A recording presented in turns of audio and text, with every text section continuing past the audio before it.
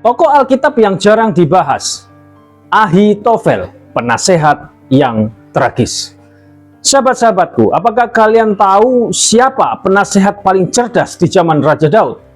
Tapi tragisnya dia mati bunuh diri.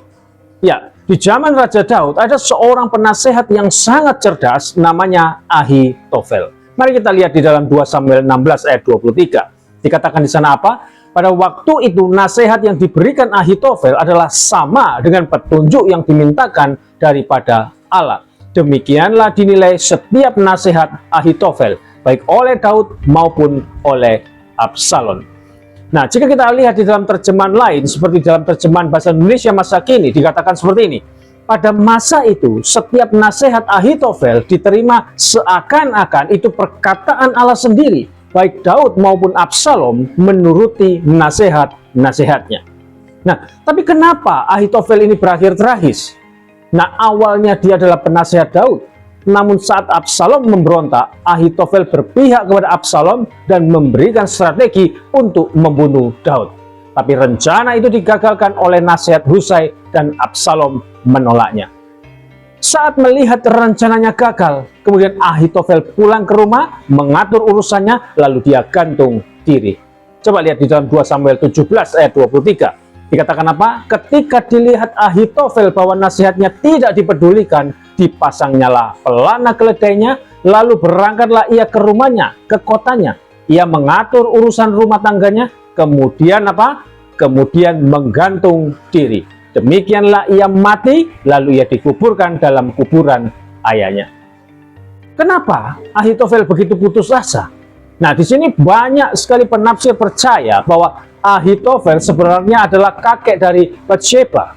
Ya, itu bisa kalian lihat di dalam 2 Samuel 11 ayat 3. Mungkin dia menyimpan dendam karena Daud pernah mengambil Batsheba dan membunuh Uria. Nah, Matthew Henry menyoroti pengkhianatan Ahitofel sebagai cerminan dari pengkhianatan Yudas terhadap Yesus. Henry berkata seperti ini, Ahitofel adalah penasehat yang bijaksana, tetapi kebijaksanaannya menjadi kebodohan karena ia mengandalkan hikmat duniawi, bukan takut akan Tuhan. Nasihatnya yang ditolak membuatnya putus asa. Mirip dengan Yudas Iskariot yang setelah mengkhianati Tuhan berakhir dengan bunuh diri. Itu kata Henry. Di sini Henry melihat bahwa kebijaksanaan tanpa kesalehan itu bisa menjadi jebakan dan dendam. Ahitofel terhadap Daud mungkin mendorongnya untuk berkhianat. Sahabat-sahabatku, dendam bisa menghancurkan hidup kita. Ahitofel adalah contoh orang yang sangat bijak, tetapi hatinya dipenuhi dengan kebencian, hingga pada akhirnya menghancurkan dirinya sendiri. Sahabat-sahabatku, jangan biarkan kepahitan itu menguasai hidup kalian. John Gill dalam komentarnya menekankan bahwa Ahitofel tidak hanya penasihat biasa, tetapi juga seseorang yang memiliki pengaruh besar di istana Daud. Namun ia akhirnya jatuh karena kesombongan dan dendamnya. Perhatikan kata-kata John Gill berikut ini. John Gill berkata, Ahitofel membayangkan dirinya sebagai pemegang kunci kemenangan, tetapi ketika nasihatnya tidak diterima, dia memilih bunuh diri. Ini menunjukkan bahwa hikmat manusia tidak dapat menggantikan kehendak Allah, dan bahwa mereka yang menentang Tuhan akan menemui kehancuran.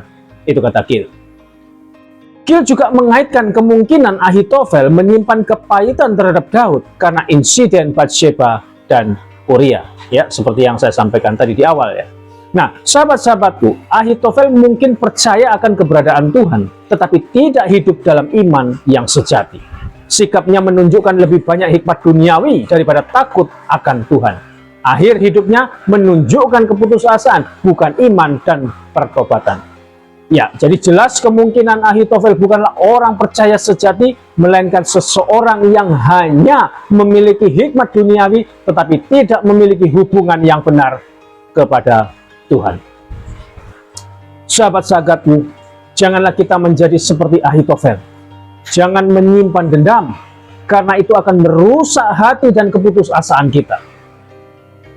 Belajarlah untuk mengampuni, karena kepahitan hanya akan merugikan diri kita sendiri.